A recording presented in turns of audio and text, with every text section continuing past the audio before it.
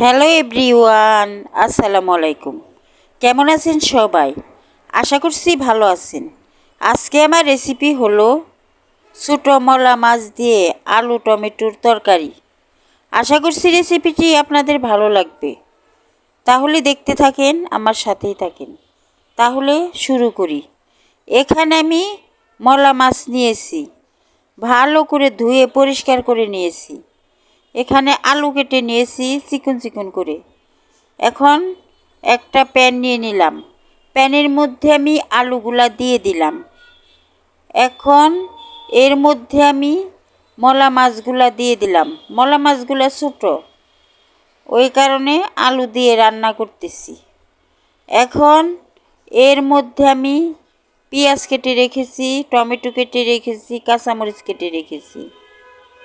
তা আমি এই মলা মাছের তরকারির মধ্যে দিয়ে দেব। এখন সবগুলাই আমি মলা মাছের তরকারির মধ্যে দিয়ে দিলাম।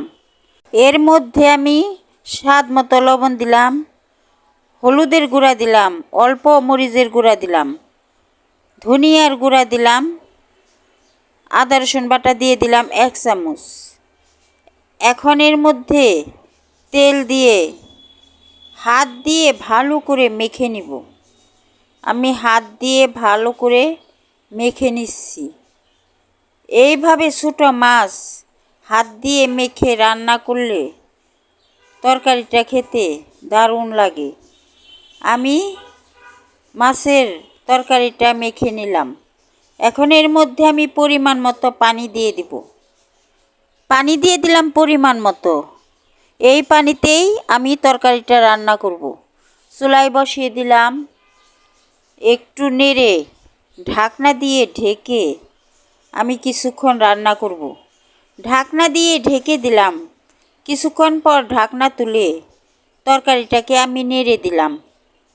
এখন আবারও ঢাকনা দিয়ে ঢেকে দিলাম 2-3 মিনিটের জন্য। 2-3 মিনিট পরে ঢাকনা তুলে তরকারিটাকে আবারও নেড়ে দিলাম। এখন এর মধ্যে আমি কিছু ধনিয়া পাতা দিয়ে দিব। কিছু ধনিয়া পাতা আমি এই তরকারির মধ্যে দিয়ে দিলাম। এখন নেড়ে চেড়ে ধনিয়া পাতা তরকারির সাথে মিশিয়ে নিলাম।